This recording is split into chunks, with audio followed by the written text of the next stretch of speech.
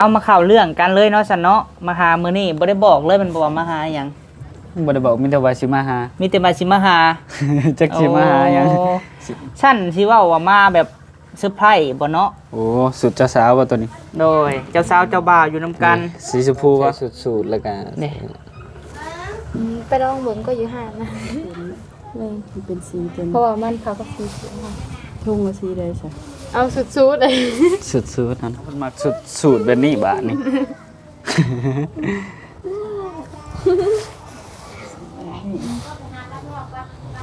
สูตรแบบนี้แล้วก็ เป็นสีดำมันเป็นสีครามเลย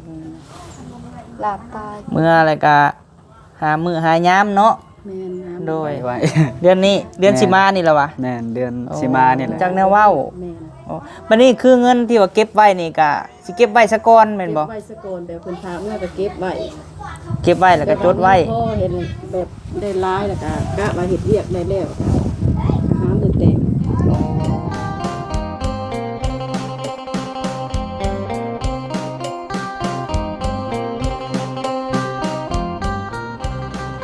เอาพี่น้องเอ้ยเนาะไปจังไดก็เข้าไปหาน้องทงเพิ่นพี่น้องเอ้ยโธ่บ่ได้มาได้หึงเนาะเป็นเติดแต่มาแต่ช่วงก่อนพูพักเพิ่นเคี้ยวลืมๆอยู่พี่น้องเอ้ยไปบุญแล้วบ่น้องทงหรือว่าแนวใดพี่น้องเอ้ยโธ่สบายดีเด้อโดยโธ่พระห้าเป็นไผนี่ฮะทงสบายดีล่ะ สบายดี ไผนี่ฮะคือน้องสาแท้อันนี่ อันนี้น้อง น้องเมียโอ้โหสบายดีเด้อเนาะเย็นน่ะดีมื้อนี้พี่น้องเอ้ยเข้ามาเฮือนน้องทงนี่เย็นๆดอก ซุปแปง ซบแตก เลยเจ็บตาเป็นหยัง บ่ได้เป็นคันจะยังขอตา อันเดียวกันกับน้องสาเลยเนาะอันนี่ฮะอันนี้เป็นผู้ชายบ่ คือซ่าน้องนี้มานางเนาะ มาพี่วันดี มากับไผมาผู้เดียวบ่ มาแต่เมื่อคืนนี่เนี่ย มาแต่คืนนี้ไปบุญแล้วบ่ เพิ่นไปดินบุญนำคือ ไปบุญแล้วบ่วันดีโอ้ไปกับไผล่ะ ไปกับไอ้ทุ่งว่าคือว่า น้องทงนี่ไปบุญเลยพี่น้องเอ้ย ข้าเมย์ ม่วนนี่ว่าไปบุญคืนนี่ พาแม่เฒ่าไปรอ พาแม่เฒ่าไปเลาะโอ้ เด็ก มาบุญบ่นี่ฮะน้องทรายเจ้านี่ แต่มาลินน้ ได้หยังแน่ครับไปคืนนี่ ำบ่ได้ยังเงินบ่ได้ บ่ได้หยังเงินบ่หลาย อย่าเงินเบิดนะ เอาเงินไปเติมนิด เพิ่นมาแต่มื้อใดนี่ทง มาเมื่อ วานนี่ โอ้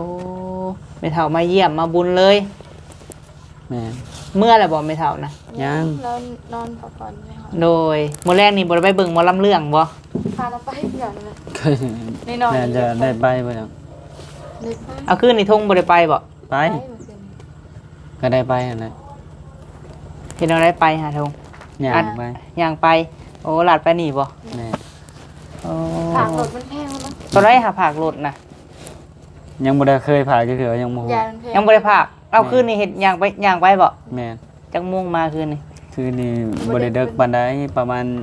ไปประมาณอันจักโมงวะ พาไป6 โมง ไป6มาประมาณ8 โมง 8โมง มื้อแรงนี่มีลำเรื่องได้มื้อแรงนี่ฮะมาแต่ใต้พวกปักเซ่พวกเบิ่งเพื่อนนี่เด้อผู้ใดไปค่อยนอนเฝ้าเครื่องทงเลย นอนเฝ้าเพิ่นอยู่ซั่น อยู่ดินใหม่ อยู่ดีมา ยันมาเขาลาตีไปมื้อแรงแล้วค่อยบ่ได้ไปเป็นคนหลักเนาะเครื่องของหลายก็นี่แม่อายุเพิ่นว่าสิซื้อบัวมาให้แต่ก็ยังบ่ได้เอามาให้อยู่พุ่นละแล้วบุญพุ่นแหละปลูกเกิดแล้วบ่พักหั่นล่ะ ก็เริ่มเกิดแล้วเนี่ย โอ้ แต่ว่าทางหน้านี่ยังบ่ได้เฮ็ดหยัง โดย มีแต่ เฮ็ดทางหลังก่อน โดยเห็นอันเพิ่นใส่โง่นบ่โง่บ่เขาเอิ้นอีหยังก็ แม่นใส่โง่นะสองอันนะ โอ้ จักโง่อิหยังแหละก็บ่ ให้ ฮู้ พาให้ไปเบิ่งมึงดูค่ะ เรื่องอะไร เห็นแต่เพิ่นลงคลิปพี่น้องเอ้ยเขาก็บ่ฮู้ชื่อได้จักเอิ้นถูกหรือบ่เขาเอิ้นว่าแนวใดก็ เขาเอิ้นว่าโง่นี่แหละ โง่ แม่น เอ้าสร้างว่า เขาก็ยังงงได้อิหยังงู โอ้ เขาเอิ้นว่างู ถือ เนี่ย กี่บ่อะไรใส่นะ ก็ถือกอยู่ได้แต่ว่าเหยื่อมันบ่ค่อยอันนั้นเหยื่อแบบมันเป็นเม็ดหัวอาหารนะเขาให้นะมันยันมัน คือ บ่ คือ เข้า น้อยเนาะ อันนี้มันรุ่นน้อย รุ่นน้อย แม่น เท่าไรนี่ฮะ 100,000อันละแสน แสนหนึ่ง แม่น เข้ากลางจากไรกลางนี่ละบ่นี่ฮะ อันนี้นะแบบมันดึงออกมาเลยนะดึงออกมาแบบนี้เลย โอ้ได้หลายตึบบ่กุ้งฮะ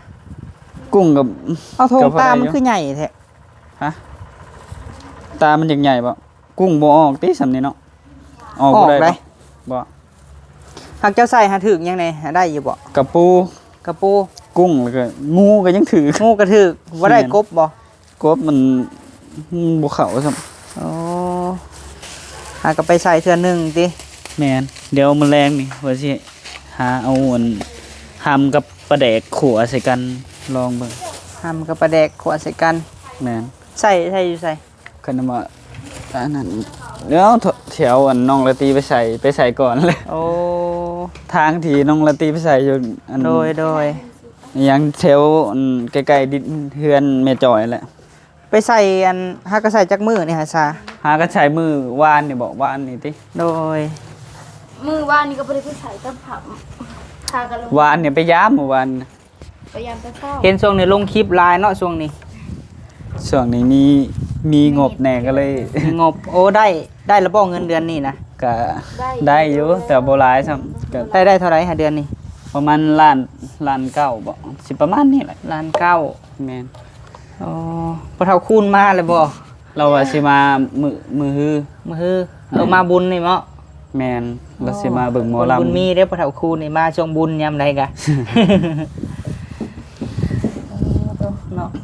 เมื่อมื้อนี้หันพักผ่อนบ่ได้ไปไสบ่มื้อนี้ฮะ แม่นบ่ได้ไปใส่ เพราะว่าแม่มาก็เลยบ่ได้ไปใส่ โดย ย่านอยู่คนเดียวก็อย่าลองเงา ยันเราเหงา อย่าเราเหงา เราอยู่คนเดียวแล้วนะ โดย ไก่อนามัยแถวนี้แหละนี่ เผาแล้วบ่ทานฮะซา เฮายังบ่ได้ไปตัดพื้น ยังบ่ได้ไป ว่าสิอันวิทย์บุญเนี่ยว่าสิไปหาตัดพื้นก่อน พอดีอันไปนำกันกับพอเท่าคูณ แม่นพอเฒ่าเราก็สิมาพอดีแหละได้รถไถเราไปเลย นี่เห็นน้ำกันบ่หรือว่าแนวใด ยันอันเฮ็ดคนละเต้าแล้วบัดนี้ แยกอืม แต่ว่าซอยกันน่ะนะซอยกันเฮ็ดตัดไม้แล้วก็แบ่งกันพื้น โดย ตัดไม้ใส่ ไม่หันไปตัดเท่านั้นก็ได้แต่เราเร็วไผเก่าหลายอยู่จะเอาจักรบ่ตัดหรือว่าเอาเลื่อย ก็ยังบ่ฮู้คือกัน แต่ละจักตัดมียันเขาได้ยินอยู่แล้ว โน้ตัดบ่ได้เด้เนาะเอาจักรตัดนี่ ต้องตัดมาเดี๋ยวจึงหันแล้วก็ ยันเป็น โดย เจ้าของเขามาเนาะแต่ว่าเรื่องตัด พวกเลื่อย นั่น พวกหยังมีหรือบ่เป็นเลื่อยเป็นผ้าอีหยังนี่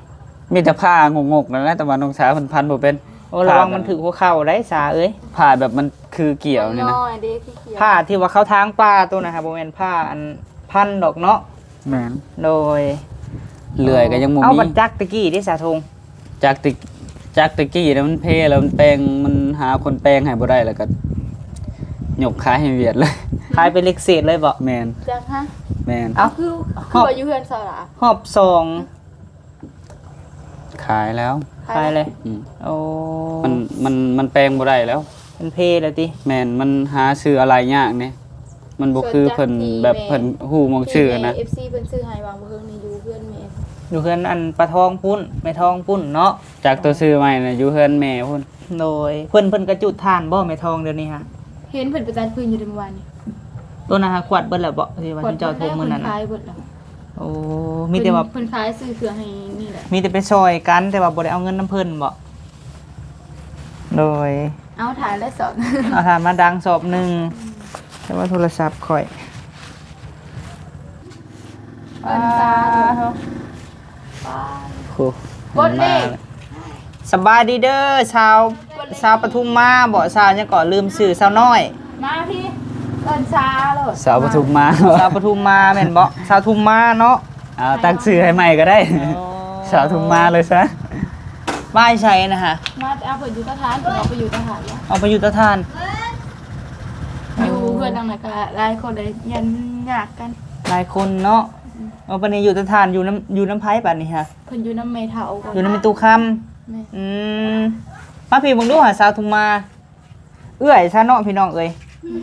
จักเพิ่นอายุเท่าไรเลย ใส่หน่อยมาเอาสิปะไปเอาขนมในตู้เย็นปะ โ โดยสบายดีเด้อโอ้น้องลินไปหับมาบ่ โดยเยอะไปหน่อยเอาขนม ถามมาลินบุญมา หับมาลินบุญบ่ ญี่ปุ่น หับมาลินบุญพุ่นน่ะพี่น้องเอ้ยวันนี้หันย้ายไปอยู่พุ่นแล้วไม่เท่าค่ำบ่เจ้าน่ะ โดย โอ้ได้ไปจักมื้อแล้วหันเอ้ย ไปเมื่อวานนี่ เมื่อวานนี้เอาบัตรเข้าน้ำซัมปาได้สาเหตุอะไรสากินนั่นเอามาแต่บ้านบ่หรือวันเดียวใด ซีมาแต่บ้าน สีมาแต่บ้านวันนี้หันจะไปตัดไม้ตัดพื้นหันแต่มาพุ่นหันเผาแน่หรือบ่หรือวันเดียวใด ยัง ย่างนั้นในเผา ยังหันเผาซ้ ยังบ่ได้ไปตัดพื้น ำสั่งแล้วแล้ว หันกล้องอ้ายนะให้น้องลิ้นเอาก็ได้ละเพราะว่าขั้นมาถ่ายเด็กน้อยแล้วมันอยากอันปิดคอมเมนต์เด้อจะบ่ถ่ายเด้อเด็กน้อยเด้อ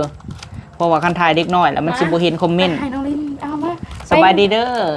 น้ำกิน โดยแม่น้องซาพี่น้องเอ้ยโอ้ผู้งามได้เราก็ได้ผู้จักปีแล้วก็เอื้อยเจ้าฮะ 34 โอ้โหพี่น้องเอ้ยไปเบิ่งหมอลำแล้วมือแรงเนาะ โน้ยน้องซานี่กับแม่นี่คิดว่าเอ้ยกับน้องพี่น้องเอ้ยพวก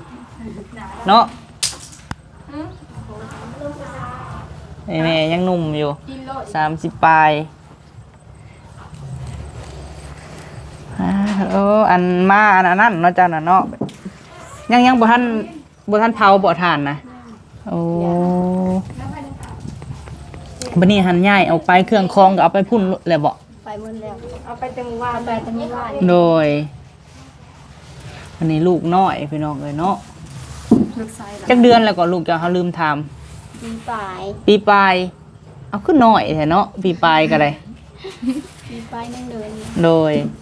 บัดนี้เฮาเอาออกไปพุ่นไผสิเอาให้บัดนี้ ว่าไปเตาเราทำย่างเลยย่างเดียวนั่นแหละ ปะไว้ เอาบัดเวลาไปตัดไม้เด้ซะ สั่งเขา สั่งเขาโอ้ซื้อเอา ชื่อเอามากระกอง โดยผักอาศัยอยู่เฮือนไม่เท่าค่ำ เปิดไม่เท่าอยู่ไม่เท่านาง ไม่เท่านางไม่เท่านาง ปะนางกันเลย เป็นพี่น้องกันแบบใดกว่ากับแม่น้องทงกับแม่เท่าค่ำนี่ค่ะ เป็นลูกเอ้ยหรือว่าลูกเอ้ยลูกน้อง ลูกเอ้ยลูกน้องโอ้ เป็นเอ้ยเป็นน้องเลย ปานางเนาะ โดย คอยว่าแล้วว่าได้ยิน นางเนี่ย ปานางไปนะ เพราะว่าเพื่อนเรามี2หลังในตุกเราดิ โอ้อันนี้หันเพิ่นอยู่ตูบตัวบอนใกล้ตุคำหัน แม่นว่า โดย อ๋อ บัดปะนางให้อยู่ตูบถือว่าปุกไม้หันแม่นบ่ ตูบลูกชายแล้วตอนนั้น โอ้ ลูกชายเราก็มานอนเฮือน โดยว่าไรพุ่นมันกะหลายคนเนาะอยู่อันใดเฮือนซันไม่ทองผู้กระไดบัดนี้เลยว่าอันออกไปพุ่น ไปเฮ้ยอีเวเออเลยนะ เห็ดจักซอบเตานี่ค่ะเอามาเห็ดจักรถหั่นนะ มันก็ได้สั่งมารถนึง รถหนึ่ง สั่งเอาไว้เถอะ สั่งแล้วเอามาส่ง แล้วพอดีแหละไปกับเขาสะทุ่งนี่จังไรพอเท่าคูนมานี่เนาะ ไปเกิดเลย ไปนำกันเป็นหมู่กัน คันอยู่ซื่อๆก็จะเห็นเนี่ยไปตัด ป้า ฟืน ลูกน้อยเนาะเรากับพี่น้องเอ้ยเราใครจะเอาให้บัดนี้ เนี่ยหาเอาหายก็ได้ สั่งแล้วนะ ให้ซาเอาให้จะไปตัดไม้บัดนี้ฮะ กันไปกับโทม หมัดแนวมันไว้ ไว้มันไปใส่ เออ หมัดแนวมันไว้แล้วก็ติดอันมัดใส่กระปุกไม้ โดย ยังมันหายบ่ โดยอ้าวซาพี่น้องเอ้ยบ่ได้เมื่อบ้านเลยบ่เจ้าแต่มาพูดนะอยู่เฮ็ดทาน มือคือพ่อเฒ่าก็มาแม่เฒ่าก็มา อันไม่เท่านะก็มาบ่อันเมียพอเท่าคูนนะก็มาบ่ เราสิมาลินบุญซื่อๆ มาลินบุญแล้วบุญแล้วก็เมื่อ แม่น โอ้โดยเอามาเข้าเรื่องกันเลยเนาะสันเนาะมาหามื้อนี้บ่ได้บอกเลยมันบ่ว่ามาหาหยัง บ่ได้บอกมีแต่ว่าสิมาหา มีแต่มาสิมาหา จักสิมาหาหยัง โอ้ชั้นสิเว้าว่ามาแบบเซอร์ไพรส์บ่เนาะ ฮะมีเซอร์ไพรส์วะนี่ ถามก็เด้อวันนี้เด้อ อ่า ไปฮอดไซแล้วเรื่องงานแต่งนี่แม่เพิ่นว่าแนวใดเลย คนยังบ่ได้บอก อันนี้ก็ยังบ่ได้ไปลมกัน ยังบ่ได้ร่วมกัน แม่น เอาไม้เขาอยู่ไซบาทนี่หาไม้บ่เห็นเลย นี่อีกอันหนึ่ง โอ้ แยกไม้ คือเพิ่นมาที่เพิ่นก็บ่ทันว่าหยังบ่ หยัง เพิ่นมาดินซื่อ โอ้ ๆเพิ่นน่ะคือเขามาให้ซื้อ คือเขามาให้ เพิ่นมาดินบุญเลย ได้ข่าวร้ายเติบบ่เนาะมาให้ลูกเคยกับลูกสาวนี่เนาะ สอบ เอาเขามาผาก เอาข่าวมาฝาก เขาใหม่ โอ้ ข่าวใหม่ เอามาหลายบัดยันเอามาบ่ได้เนาะ นะ คิดว่าฮู้มือฮู้ยามเลยซั่นดอก ทางแม่ FC เวียงจันทน์เพิ่นก็ถามข่าวมาอยู่จื้ออยู่บ่ไอ้วานอะไรมื้อนั้นนะคันมื้องะฮอดยามแล้วเพิ่นว่าให้บอกล่วงหน้าเด้อเพิ่นว่าโดย ยังโดนอยู่ดอก ยังดนอยู่เนาะ แม่น โดยเอาซะเนาะมาผิดหวังอยู่ได้ข่อยกับมื้อนี้กับพี่น้องเอ้ยมามื้อนี้เนาะ ว่าโดยเอาซะเนาะ เป็นไข่ ไผเป็นไข้ฮะ นี่แหละน้องดีนะ โอ้ เมื่อคืนนี่ก็เจ็บหัวนั้น โดยก็มีทั้งแม่น้อยหั่นแหละทงเอ้ยเนาะแม่เวียงเนาะลืมแม่เวียงจากนครหลวงที่มื้อนั้นแหละเนาะเพิ่นก็ว่าเพิ่นให้เลือกสุดไว้เพิ่นว่า เลือกสุดอีกแล้ว มีแล้วบ่ผู้ใหญ่ที่ว่า เป็นเจ้าภาพเรื่องสุดแต่งงานเนี่ยมีอยู่บ่ ยังบ่ฮอดมื้อก็เลยบ่ได้เอาหยังเลย ยังบ่ฮู้คิดว่าอยากแต่งตัวงามๆอยู่บ่สมมุติงานแต่ง ก็อยากได้งามๆอะนะ งามๆอ๋อ แม่น เอ้ยย้ำให้พี่ก่อนก็ได้เพราะว่ามุมกล้องเขามันบ่นะโดยหากยังบ่มีเนาะตัวสุดเจ้าบ่าวเจ้าสาวนี่โอ้แต่ก็ยังบ่ฮู้มื้อฮู้ยาม สมมุตินี่ให้เลือกนี่ก็สิเป็นอยู่บ่เลือก น้องสามันเลือกบ่เป็นมีแต่เอาตามที่เพิ่นมัก หายแม่เขาได้เลย เลือกบ่เป็นแต่เอาตามที่เพิ่นมัก แม่น ว่าเอาอะไรวะ เลื เลื อ อก กมักสีหั้นนะ คันมีแบบนี่สิเป็นเลือกอยู่บ่ บ่ฮู้ว่างามบ่งามแบบว่าเพิ่นมักแบบใดแล้วเพิ่นเอาแบบนั้น โอ้ใช่แม่เลือกให้ ฮอดมื้อ เพิ่นแหละถามแม่ โดย ถามแม่น้องสาเพิ่นอยากเพิ่นถามแม่เพิ่นแล้วเพิ่น บ่อันทั้งแม่เวียงเพิ่นก็ว่า คือความหมายให้ไปถามลูกทงกับลูกสาเพราะว่าอันนี้น่ะเราหักแพงทุกเจ้าได้แม่เวียงนี่ฮะติดตามตั้งแต่เท่าทง YouTube ตั้งแต่พอหน้าไล่ออกจากบ้านผู้เพิ่นว่าแล้วก็คือความหมายถ้าฮอดมื้องามยามดีหรือว่ามื้องานแต่งนี่ต้องบอกเพิ่นก่อนหรือประมาณ 4-5 มื้อเพิ่นว่าเพราะว่าเพิ่นสิมาแล้วคือเรื่องสุดเจ้าบ่าวเจ้าสาวนี่ให้ถามน้องทงว่าน้องทงนี่สินุ่งแบบใด ชื่อ ให้คิดแล้วบ่ว่า ใส่สูตรว่า ใส่สูทบ่หรือว่าอันใส่ผ้ากระเตียวบ่ บ่ฮู้อันนี้ บ่มักบ่ได้อันฝากกระเตียวเด้อ เพราะว่าเรื่องแต่งงานนี่เจ้าบ่าวกับเจ้าสาวนี่ต้องเลือกเองซาเอ้ยเพราะว่าคันว่าแม่เลือกให้หรือว่าไผเลือกแล้วย่านบ่ถูกใจหั่นนะ ใส่สูตรแล้วก็มันน่ะโอ้ย เว้าเพิ่นหัวบัดนี้เอ้าเลยให้จะลองเลือกมึงดูเอานี่เนาะมึงเด้อ มีแบบพร้อมบ่ มี นะ มีแบบนี้ แบบนี้หลายแบบอยู่ได้ที่ว่าแม่เพิ่นส่งมาให้เนาะ ให้เลือกก่อนบ่มา โดย เบิ่งเนาะ อ่ะลองเลือกเบิ้งหันเลือกเบิ้งเนาะถ้าว่าอันจะว่าบ่มีหันนะความหมายหันตอนนี้หันมีแล้วบ่หรือวันแนวใด นี่ใช่ โดย โอ้สุดเจ้าสาวบ่ตัวนี้ โดยเจ้าสาวเจ้าบ่าวอยู่นํกัน สีชมพูบ่น้องสาวเพิ่นมักสี บ่ สี บ้านเฮาแม่นบ่ บ่แม่นเนาะชิ้นนี่สีน้ำนั่นสีไข่ สีแดงเกิน เนาะสุดแต่งงานมีแต่แบบนี้เนาะแบบใส่ผ้ากับเสื้อสูท โดยเดี๋ยวให้น้องทงกับน้องซาเลือกสุดเจ้าบ่าวเจ้าสาวก่อนพี่น้องเอ้ยว่าเพิ่นสิมักตอนนี้ใจเต้นตึกๆอยู่ได้เบิ่งน้องซานี่พี่น้องตื่นเต้นแฮงเนาะ บ่ฮู้เลือกก็ได้เลือกบ่ออก เอาแบบนี้บ่ สีฟ้าเกิน นี่บ่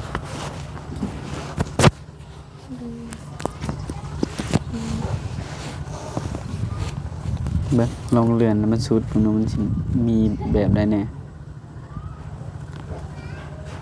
นี่แม่นบ่ แดงสีแดงจ้า สีแดงบ่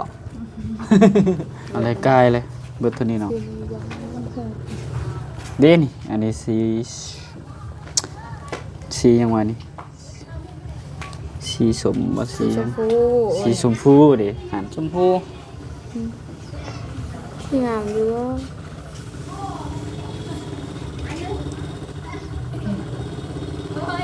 เลือกตัวใดใจกระเจ็บบ่งามเบิดบ่ เหลือผู้ใดใจก็เจ็บบ่รู้จังได๋ อันนี้ฮะแบบที่ว่าแม่เพิ่นถามมาหั่นนะอันนี้ฮะให้เบิ่งหั่นนะแบบสุด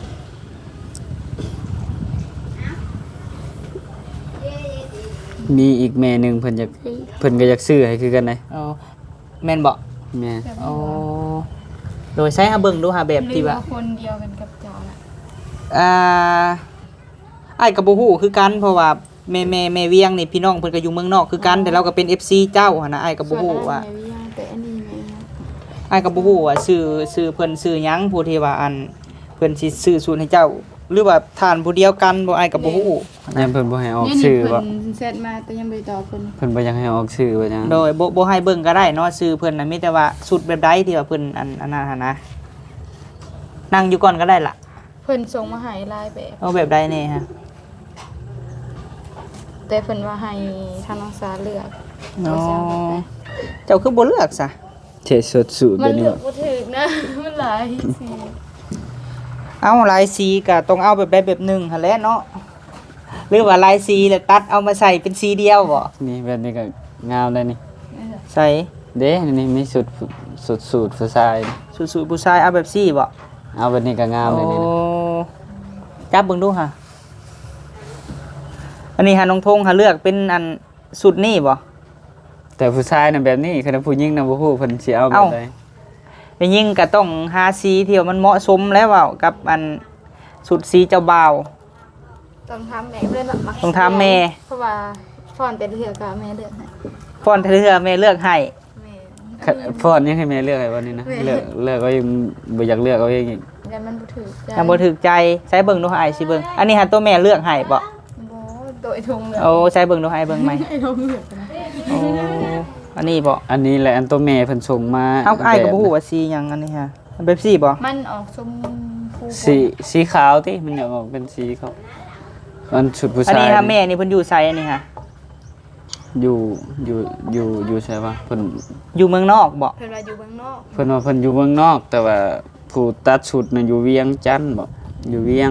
โดยคือค่ายว่ารูปจำลองรูปอันนั้นที่ชื่ออันนี้ฮะรูปให้เบิ่ง แม่ โอ้แต่ว่าแม่เพิ่นผู้เพิ่นให้เลือกนี่เพิ่นอยู่เมืองนอกเนาะ แม่ แต่อ้ายก็บ่ฮู้ว่าเป็นทานเดียวกันบ่หรือว่าอันนั้นหั่นนะทงทางน้องซาก็ยังแบบเลือกบ่ถูกตอนนี้เนาะ ยังบ่ฮอดหน่วยวันเดี๋ยวก็เลยเลือกบ่ถูก โดยก็เกียมไว้เนิ่นๆก็คือสิดีเนาะทงเนาะ โดย ลีนมาเบิ่งดูค่ะแบบใดงามมาเลือกให้เอ้ยซาเบิ่งดูค่ะ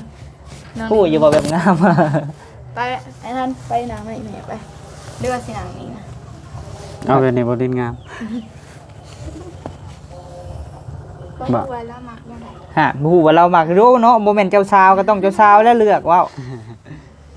แต่เช้าเลือกเบิ่งไหมคอยนำมักชุดแบบนี้นี่ เจ้า ชุดผู้ชายนะ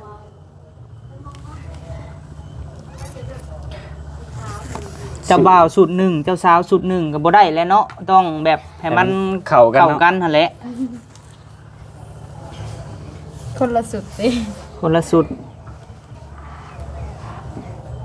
อันนี้เพิ่นก็บันทึกมาให้แบบคนเบิ่งในเฟซในหยังหั่นน่ะ เลือกอันใดใจก็ นี่ ติ ก็ ด งามนี่ก็หลายแบบอยู่พี่น้องเอ้ยนี่เนาะนี่ อยากลองใช้ชุดสูทแล้วกัน นี่ ไปลองเบิ่งก็อยู่ห้างนะ หล่อแล้วนะ หรอคันมันบ่เข้ากับ แลเนาะมี FC เพิ่นก็หักแพงเพิ่นก็จังหักแพงบ่หักแพงแล้วเนาะทงจนงานแต่งก็จนสิมาหาสุดอีหยังก็จักเซาให้ซื้อให้เขาเจ้าบ่ได้ตอบเพิ่นบ่ซะ หมู่เพิ่นเซ็ตมาแต่มื้อใดเครื่องนี่ไอ้ทงลิ้น อ๋อคือบ่ตอบเพิ่นว่าอันอยากได้ซีหยังค่ะผู้เสร็จมาบักหลายๆนี่ อัน ฟังอยู่บ่เพิ่นส่งมา นี่ตอบแล้วนี่ข่าวนี้เฮาตอบได้มื้อนะแต่อันนี้เพิ่นเซ็ตมาตอนไหนเนาะ อันนี้เพิ่นส่งมาตอนใดก็บ่ฮู้อันนี้ก็ยัง เพราะว่ามัน บ่ค่อยได้ มันฮอดบ่เตือนเข้ามา จักว่าผู้ใหญ่ทานเดียวก็บ่จักที่ว่าเพิ่น อันนี้เพิ่นส่งอีหยังมาซั่น อันนี้อ้ายก็บ่ฮู้นะแต่ว่าพี่น้องเพิ่นอยู่เวียงนี่ฮะ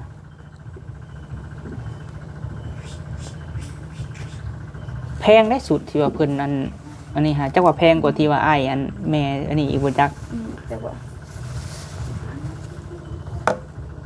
นี่คักเลยมัน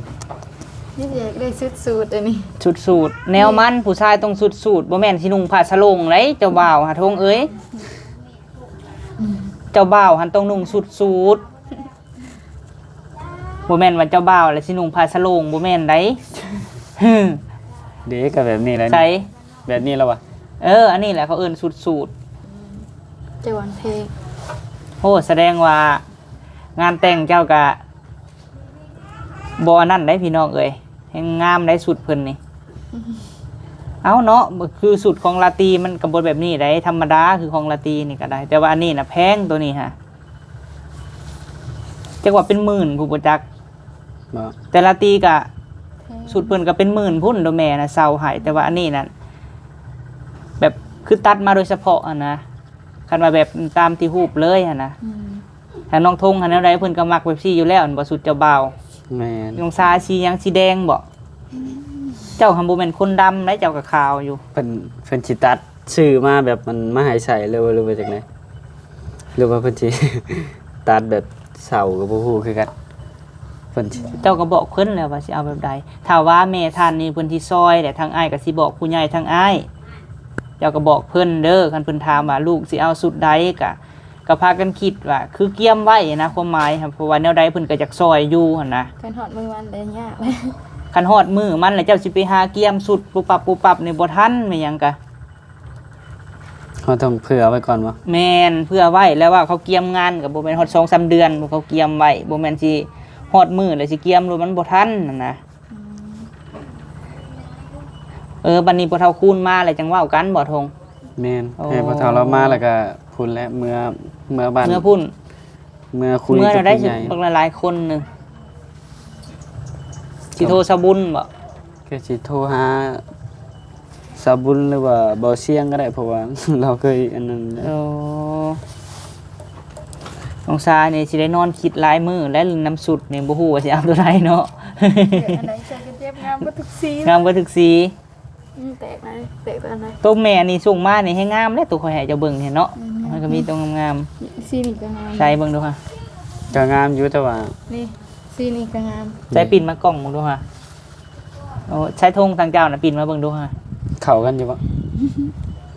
มาอายเล เบิ่งดูค่ะละอย่ามา สุด ปิ่น ผู้ชายกับสุดผู้หญิงเข้ากันอยู่บ่กับทูปที่เจ้าอันนั้น เข้ากัน มันก็บ่อันนั้นแหละเพราะว่ามันเป็นละคอนเซปต์เด้ค่ะมันเป็นคนละเจ้าแล้วก็อันนั้น เป็นคนละแบบ คนละแบบ เจ้ามักไปได้มักไปนี้ เดินมาถึง หรือว่าเอาเซฟบัดนี้มักคนละแบบบัดนี้เซฟ ใจประตุงกันแบบนี้แหละ ให้แม่เลือกต้องให้แม่เนาะโอ้ บ่สุด สีเทาบ่หรือสีหยังสีบัว สุดอันนี้นะมันสีได้ก็ได้ที่ใส่บ่สุดผู้ชายน่ะแบบนี้แต่ว่าสุดแม่นยิ่งน่ะเอาสีได้ใส่ก็ได้ที่อันนี้ อันนี้อ้ายก็บ่ฮู้คือกัน อันนี้เขาก็มี มีแต่ว่าเจ้าต้องเบิ่งในรูปว่า คือความหมายเนาะบางคนเขาก็เขางามก็สิว่าก็นุ่งหยังก็งามก็สิว่าเนาะเฮาก็เบิ่งตามนี่แหละเพราะว่าเจ้าเบ่าวกับเจ้าสาวเพราะว่ามันจะเป็นสุดหนึ่งเลยคือกันคันเจ้าบ่าวสุดหนึ่งเจ้าสาวสุดหนึ่งก็สิบ่คือกันได้มันก็สิมันสิบ่ มันน่าจะแตกต่าง มันแตกต่างกัน เพราะว่าในรูปนี่เพิ่นสมมุติว่าเพิ่นเศร้าเพิ่นก็สิให้เศร้าทั้งรูปเจ้าสาวเจ้าบ่าวนํกันนี่เนาะในรูปพี่น้องเอ้ยนี่มีสุดนี้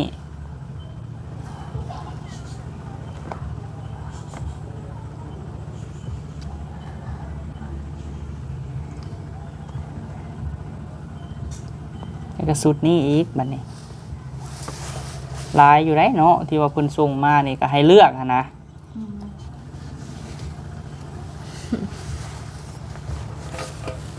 ผมนะ ยังเลือกบ่ได้ เอามีแต่ว่า เดี๋ยวตัดสินใจเบิ่งก่อน ตัดสินใจยากอยู่เนาะ แม่ น้องทงนี่ตัดสินใจได้แล้ว แต่ว่ายังแต่น้องสาแหล้วเนาะ สุดอันนี้นี่ โดย รักจุดอันนี้อยู่เพิ่นนะ โอ้ป้าพี่น้องเอ้ยน้องทงสิได้รอแล้วมืองานแต่งนี่ อ้าวมีแต่ว่าแนวใดก็ให้บอกเด้อเพิ่นว่าเนาะโดยแนวใดก็ให้ลูกทั้งสองนะบอกแม่ๆ FC เนาะ ยังโดนอยู่ โดยแต่ว่าคันคือความหมายหั่น ถ้าว่าฮู้มือฮู้ยามแล้วบ่อยากให้บอกปุ๊บปั๊บเพิ่นเว้าหั่นนะคือความหมายยันเกียมบ่ทันเนาะคือต้องบอกไว้ประมาณ10มื้อบ่หรือว่า7-8มื้อหั่นนะเผื่อเพิ่นสิเกียมทัน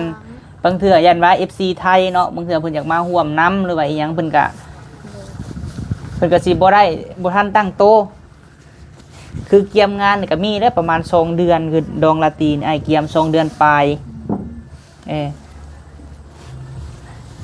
ก็บอก FC แจ้งไว้เนิ่นๆก็ได้เนาะคันว่าโอ้เฮาเลือกสีถูกใจแล้วเจ้าก็ต้องบอกคอยและเจ้าต้องบอกแม่ท่านนี้ก่อนเด้อถ้าว่าเพิ่นซอยมากะทั้งนี้ไอ้ก็สิบอกเพิ่นมีแต่ว่าแม่เพิ่นสิมาร่วมงานทางเวียงจันทน์นี้โดยยังบ่ฮู้มื้อฮู้ยามตอนนี้เนาะโดยหักเลือกสุดไว้โดยแบบใดและน้องสาเพิ่นสิบอกอีกครั้งพี่น้องเอ้ยดีใจบ่แม่ FC เพิ่น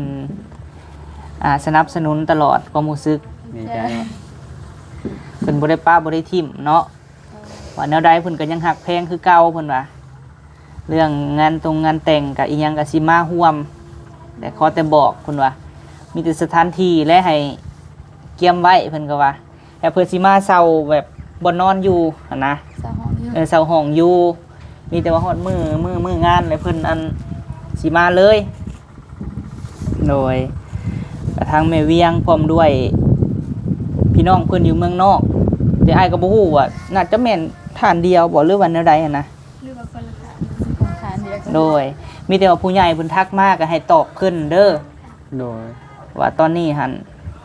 เฮามักซีนี่แหละก็แม่ตอนนี้หั่นลูกมักแล้วซีนี่บันฮอดมื้องานแหละคือเพิ่นสิฝากเงินอีหยังมามันก็สบายเลยก็เพิ่นก็จะฮู้ว่าเฮาเอาสีใดแต่คันเฮาบ่ตอบขึ้นนี่เพิ่นก็ บ่ฮู้แหละบัดฮอดมื้องานบัดสิบ่มีเครื่องนุ่งแล้วบัดนี้เขาต้องตัดชุดไว้หั่นนะผมหมายฮะ ได้ค่ะ แล้วแม่มาเลือกกันชุดให้บัดนี้โอ้โหสิ เอาของอายคนนี้นะ เลือดใส่เพิ่น ขอได้สูตรผู้ชายได้โดยก็ได้เลือกมึงดูฮะลูกสาวเจ้าบ่จักแนวเลือกว่าจักสิเลือกแบบใด ร้ายแบบแม่จะกดเรียนไปทางบ่พามีสิยับมานั่งเบิ่งนี่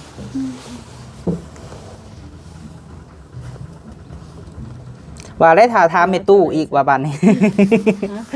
ฮะเขาหมักดูว่าสีใดจะเลือกเฮานะ หมักเวิร์ดไปสั่น มันเป็นสีทองมันสีอันนั้น งั้นมานั่งพี่ละมันถือกล่องเปล่าค่ะ ใส่เสื้อ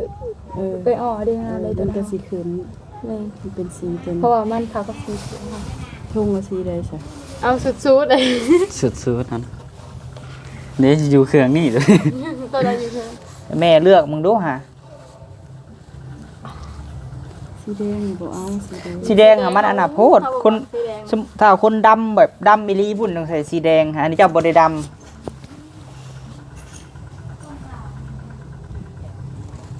มีสี มันเป็นอันเดียวกันกับตัวนั้น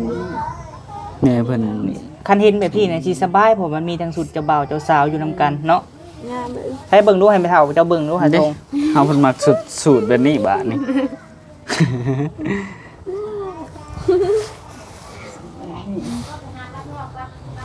สูตรแบบนี้แล้วก็ สีดำมันเป็นสีครามเลยคนนั้น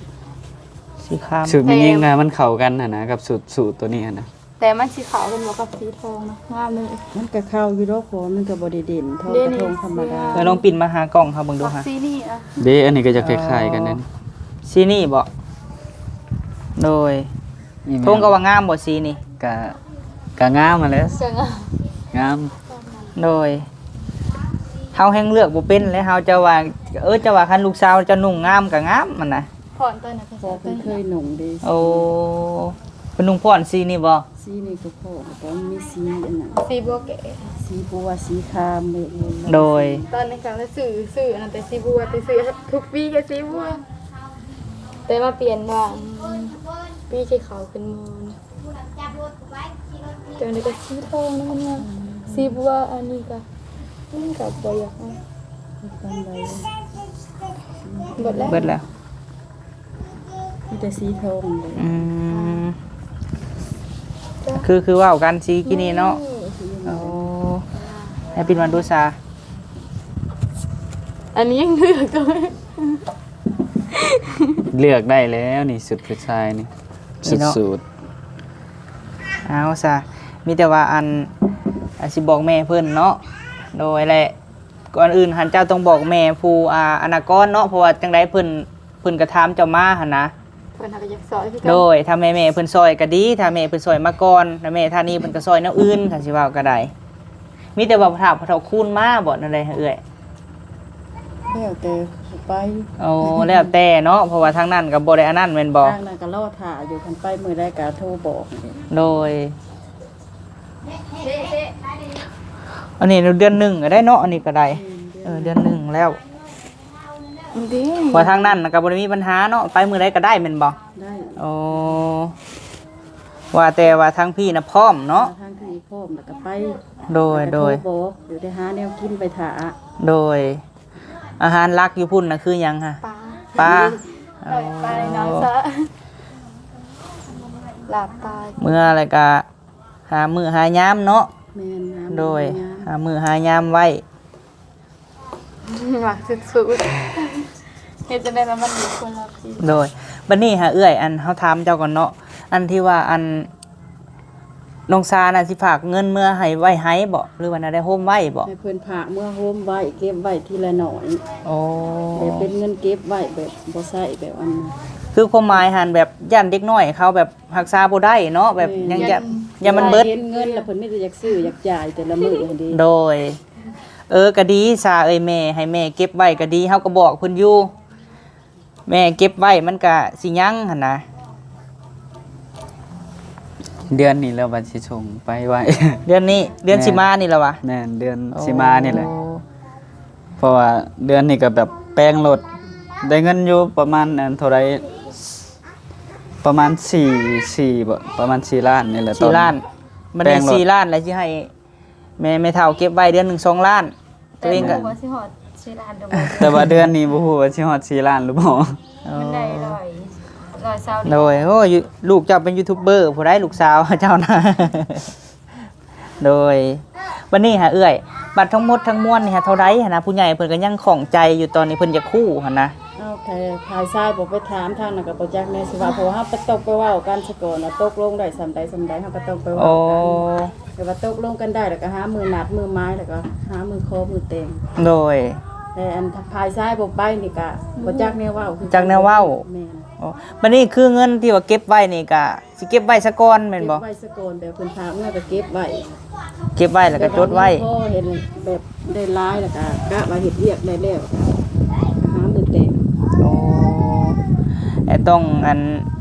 ไฟซ้ายนี่ไปก่อนเนาะไปถามเบิ่ง ถามถึงก่อน ไปถามเบิ่ง ว่าได้สำใดบ่ได้สำใดแล้วก็ว่ากันไป โดย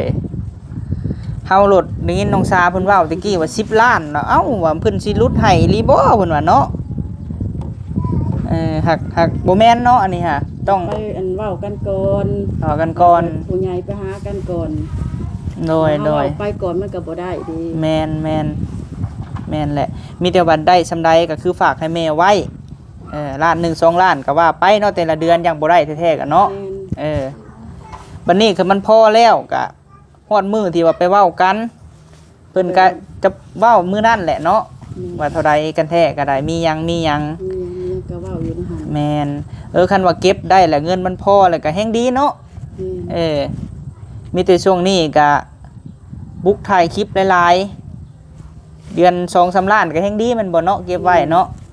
มันก็สิพอไว้ เออ หลายไว้ คันสิเว้าก็ซ้ำว่าแม่นี่เป็นบ่อนเก็บเงินไว้ซาเอ้ยขนาดจุนเจ้าไว้ก็ยันว่าซื้อไปทุกทีบแล้วมันสิเบิดเนาะ เบิด ตอนนี้หันได้จักล้านแล้วให้แม่ตอนนี้ฮะ บ่มีโคราช ยังบ่มีพอล้านมีแต่ล้านนะพากว่าลง มีโคราช เออเอาซะเนาะถือว่าแนวใดกะมื้อนี้เฮาก็เข้ามาว่าเพราะว่ามีแม่เพิ่นอยู่ทางเวียง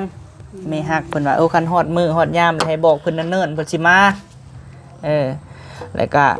เรื่องสุดเรื่องหยังก็ให้เจ้าส่งบอกแม่ฮักเจ้าอยู่เมืองนอกหาก่อนเด้อว่าเอาเฮาสมมุติว่าแม่ฮักนี่เพิ่นซอยมาก่อนก็ดีน้องเอ้ย เด้น้องชาคุยกับเพิ่นอยู่ตอนนั้นก็ได้ อ๋อ คุยกับเพิ่นอยู่ โดย แต่ว่าเพิ่นบ่ได้แชทถามก็เลยบ่ได้ตอบ โดย จะเพิ่นส่งกัน ก็ตอบเพิ่นนั่นแหละบางเทื่อเพิ่นก็อยากมีจุดประสงค์ซอยเนาะ แม่ เออ ภาษาอะไรกัน โดยเอาซะเนาะถือว่ามื้อนี้ก็มาถามเรื่องสุดพี่น้องเอ้ยแฮกคือแม่น้องสาเพิ่นว่าหั่นแหละเนาะถ้าว่าฮอดมื้อฮอดหยังแหละจังเว้ากันอีกเทื่อเนาะเอ้ยเนาะ แม่ เอื้อนเอื้อยสะดอกพี่น้องเอ้ยเพิ่น30 ปีโอ้ยังหนุ่มอยู่แล้วแม่เจ้าก็ยังงามเนาะซ้ำจักคนกว่าลูกเหรอเอ้ย 3 คน โอ้ซานี่ผู้กกเลยเห็นบ่ แม่ มื้อได้สิมื้อนี่ค่ะ พังเบิ่งเถอะก็มาแรงเถอะก็ โอ้ มาแรง โดยโดย ยันว่า โดยอ้าวสาธงเอ้ยเนาะผมพ่อคลิปหน้าเนาะสบายดีเด้อ โดยเอาพี่น้องเอ้ยเลือกสีใดใจก็เจ็บซาวะเอาถ้าว่าแม่ผู้อยู่เมืองนอกหันซอยมาก่อนก็ดีพี่น้องเอ้ยเพราะว่าสิได้เกียมเวียกเกียมงานถึกเนาะ อันนี้บ่แม่นที่ว่าทาสิ โอ้โถ ลูกน้อยสาวทุมมากับพี่น้องเอ้ยอ้าวพี่น้องเอ้ยคลิปนี้ก็ได้เนาะเข้ามาเฮือนซันน้องทงหรือว่ามีทางแม่เวียงพี่น้องเอ้ยเพิ่นอยู่ทางนครหลวงพุ่นแหละเนาะเพิ่นให้มาเบิ่งแบบสุดพี่น้องเอ้ยเพิ่นหลายมื้อแล้วแหละเนาะเพิ่นให้บ่พอมีเข้ามาแต่เฮาก็บ่มีเวลาพี่น้องเอ้ยแล้วก็มีทั้งแม่เมืองนอกแน่เพิ่นก็อยากซอยน้องทงเข้ามาเรื่องสุดแต่ถ้าว่าแม่ท่านนั่นเพิ่นซอยเข้ามาก่อนก็ดีพี่น้องเอ้ยแต่น้องสาตอบแชทเพิ่นอยู่เนาะเพราะว่าแม่เพิ่นก็ตั้งใจอยากซอยหั่นนะแต่ให้มันเอาใจใส่เพิ่นก็ตั้งใจอยากซอยเนาะอ้าวจังไดก็ขอบคุญขอบคุณหลายๆเด้อเนาะแม่ๆ FC ทุกท่านเนาะที่ว่าเข้ามาให้กำลังใจน้องทงเนาะโดยแล้วก็ถามแม่เพิ่นเลยมื้อนี้แม่น้องสาเพิ่นก็มางานทาสพี่น้องเอ้ยก็มาพักเซาอยู่เฮือนซานน้องทงเนาะก็ถามเพิ่นถ้าว่าได้เงินก็ให้เก็บไว้แต่ละเดือนหั่นแหละแต่ก็บ่แม่นพี่น้องเอ้ยว่า10 ล้านเนาะต้องไปเว้ากันก่อนคือได้เงินมานี่ต้องเก็บไว้เพราะว่าน้องสาเราก็บ่ฮู้เลยแล้วว่าให้พรในช่วงหน้าพี่น้องเอ้ยที่จริงแล้วกับบ่แม่นเนาะโดยพุ่นแหละหาจนได้พุ่นแหละเพิ่นว่าบัดได้แล้วเพิ่นสิบอกว่าเท่าไรกันแท้เนาะค่าสินสอดถ้าว่าได้เดือนละล้าน2 ล้านก็ต้องให้แม่เก็บไว้หันนะความหมายเราสิโฮมไว้ให้แต่10 ล้านนี่แม่เพิ่นก็ว่าบ่แม่นพี่น้องเอ้ยยังบ่แม่นเนาะโดยป้าสำหรับคลิปนี้พี่น้องเอ้ยสิได้ขอจบคลิปเนาะพบเพาะคลิปหน้าเด้อพี่น้องเอ้ยกล่าวคำว่าสบายดี